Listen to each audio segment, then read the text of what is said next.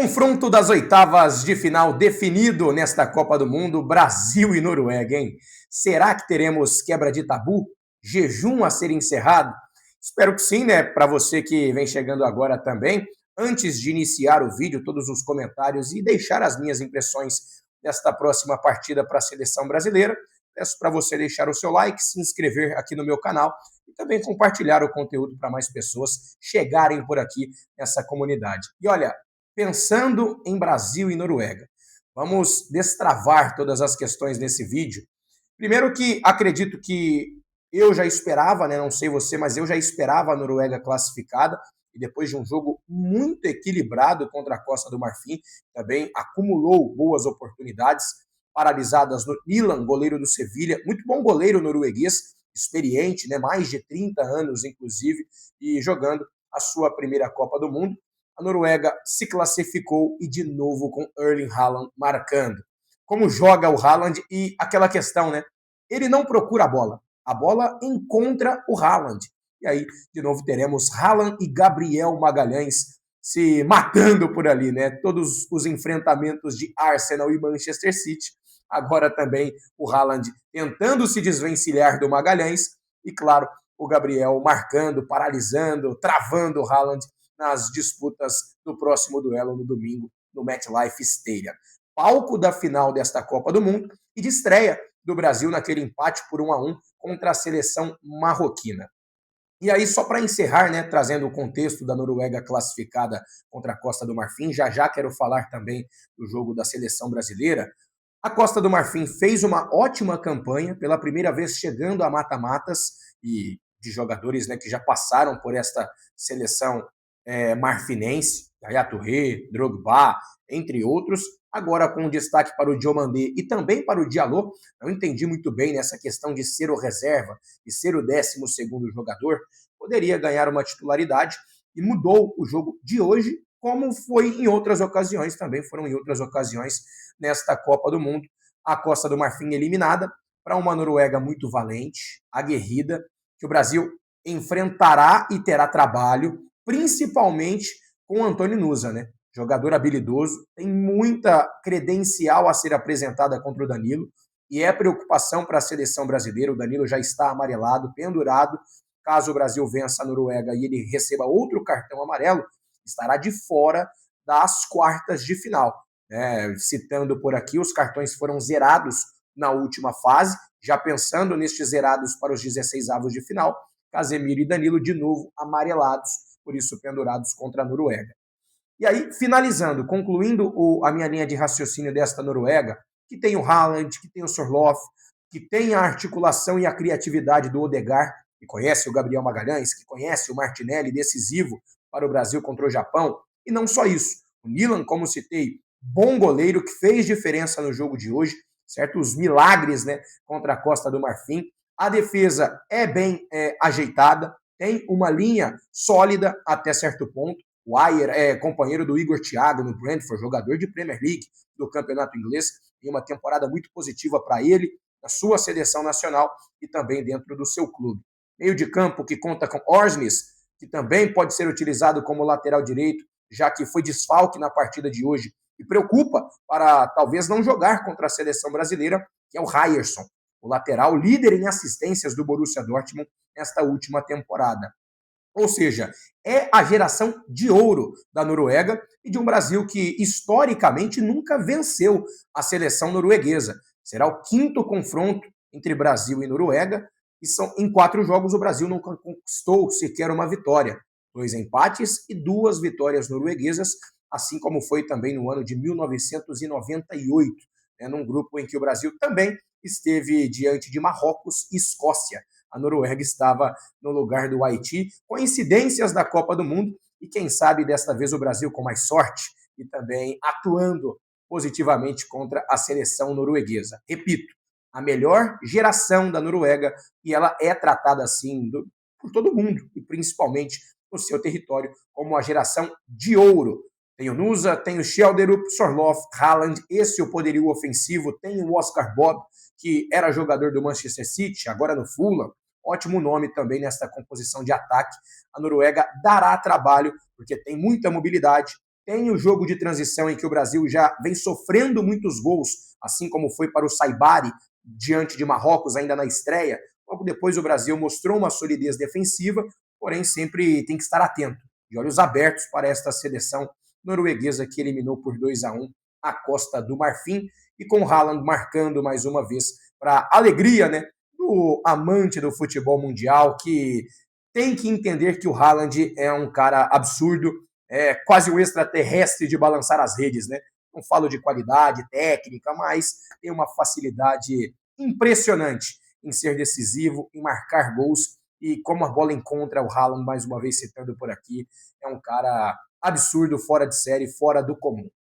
Bom, vamos falar da seleção brasileira que eliminou o Japão, jogo difícil e como eu já esperava.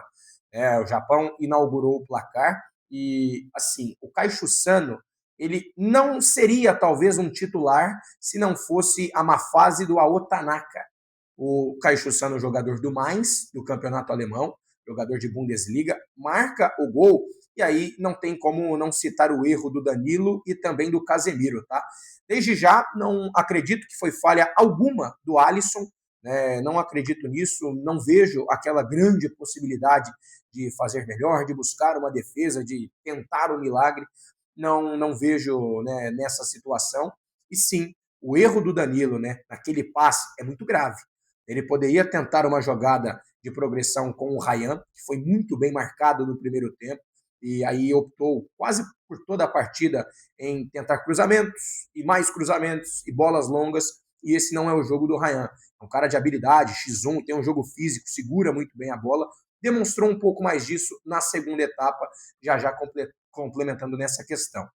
E aí, sobre o erro do Danilo, ele poderia tentar virar o jogo para o Vinícius Júnior, ou então essa bola longa e rasteirinha, né, na boa para o Ryan, que tem muita velocidade. Ele tenta um toque para o meio, no centro do campo, e aí o Brasil exposto, recebe o contra-ataque, de novo em uma transição, marca a seleção japonesa diante do Brasil, gol do Kaishu Sano, e aí no que falei do erro do Casemiro, também. Ele teve entre 5 a 7, talvez quase 10 segundos para dar o bote, para fazer a falta. E isso não acontece, penso eu, que muito também pelo que passou na cabeça do Casemiro em 2022. Ele poderia receber o segundo cartão amarelo no jogo de ontem, ser expulso e complicar ainda mais a vida da seleção brasileira. Em 2022, ele já estava pendurado. Se recebe o cartão amarelo, ele não poderia atuar no próximo jogo, né, diante da seleção adversária, que logo depois o Brasil eliminaria a Croácia. Por isso, acredito que ele não fez a falta também no Luka Modric. Contra-ataque, a gente sabe bem tudo o que aconteceu. O Petkovic marcou. E olha que o Casemiro ainda converteu a disputa por pênaltis, mas o Brasil foi eliminado. Cartões foram zerados para os 16avos de final, porém, agora, mais uma vez, Casemiro e Danilo pendurados para o duelo contra a Noruega. Se receberem cartões, estarão de fora de uma eventual quartas de final. Então, é para se tomar cuidado, para ter aquela precaução e para o Ancelotti ficar de olho também no que podem ser utilizados e a cada esquema a ser bem testado nos treinamentos antes do jogo contra a Noruega, que, como disse, tem uma característica de transição. E o Brasil já sofreu muitas vezes nesse ciclo do Carlo Ancelotti, agora com 16 partidas disputadas, gols por transições em erros defensivos de saída do Brasil. Casemiro também falhou em saída de bola contra o Egito, em um outro amistoso da seleção brasileira, e não à toa o Brasil também vem sofrendo gols nessa questão de saída de jogo. E olha que tem dois zagueiros de elite, que são Gabriel Magalhães e Marquinhos, uma ótima atuação do Magalhães, né? E ainda que coroou com uma assistência belíssima justamente para o Casemiro. Em meio a tudo isso, Ryan bem marcado, Vinícius Júnior pouco apareceu no primeiro tempo, e não por ele, é um cara que insiste, que parte para cima, porém 3 zagueiros, 2 alas da seleção japonesa, o sistema do Hajime Moriyasu atrapalhou toda a vida do Ancelotti e da seleção brasileira. O cara que foi muito bem durante toda a partida é o Bruno Guimarães. Para mim, o segundo melhor jogador do Brasil nesta Copa do Mundo, líder em assistências, neste momento em que estou gravando este vídeo, 4 passes para gols marcados, de um cara fundamental, desde que iniciou o ciclo do Carlo Ancelotti, excluindo o Vinícius Júnior, o cara que mais evoluiu com o Carleto, com o Mister, sem sombra de dúvidas, o Bruno Guimarães, outro destaque muito positivo para a seleção brasileira, que passa muito, né? Tem esse jogo, essa troca de passes, o giro, o balanceamento com os seus pontas, a utilização e infiltração do Matheus Cunha passa muito pelo Bruno Guimarães. Concluindo nessa questão do meio de campo, falei do Casemiro, falei do Bruno Guimarães, citar aqui a lesão do Lucas Paquetá. A CBF confirmou a lesão na posterior da coxa esquerda do Lucas Paquetá, jogador do Flamengo, e preocupa, né, de uma visão pessimista do departamento médico da seleção brasileira, que ele deve retornar entre 3 a 4 semanas, no que tiraria ele até de uma eventual final, tá? No que poderia passar do dia 19 de julho. Por enquanto, essa é a previsão de recuperação do Lucas Paquetá. Uma pena para um cara que também vinha funcionando, né, no sistema de 3 meio-campistas do Carlo Ancelotti. Não me parece que seguirá para a Copa do Mundo. Mais uma lesão que chega, que aparece agora para a seleção brasileira. Já foi assim com o Rafinha, o Neymar com insegurança física e nem por isso, talvez, acredito que não entrou. O Carlo Ancelotti disse, né, que se não tivesse empatado o jogo até mesmo aos 15 minutos do segundo tempo, o Neymar poderia ter entrado. O Brasil conseguiu a igualdade com o Casemiro e logo depois de um jogo realmente muito positivo para o Brasil, muito bom do Brasil, tentando, esticando com seus pontas, Vinícius quase marca o gol da Copa, seria um golaço absurdo, né? Ele dá a caneta no primeiro marcador, tira num corte seco 2 marcadores japoneses e bate ainda com a parte externa do pé direito, e o Suzuki fez mais um milagre, a bola tocou na trave e quase entra, seria o gol da Copa. Seria um golaço da Copa até aqui, e o Vinícius Júnior que vem brilhando, mesmo sendo muito bem marcado. E foi isso que eu citei durante a primeira etapa. Passando do primeiro tempo para a etapa final, o Casemiro melhorou, e isso também requer muita confiança do Carlo Ancelotti, e não é sobre queimar jogadores, tá? Eu citei durante a programação da X Sports, nos momentos em que eu estive comentando por lá também, não é queimar jogador que atua mal por todo o primeiro tempo e sacá-lo no intervalo. Isso não é queimar jogador.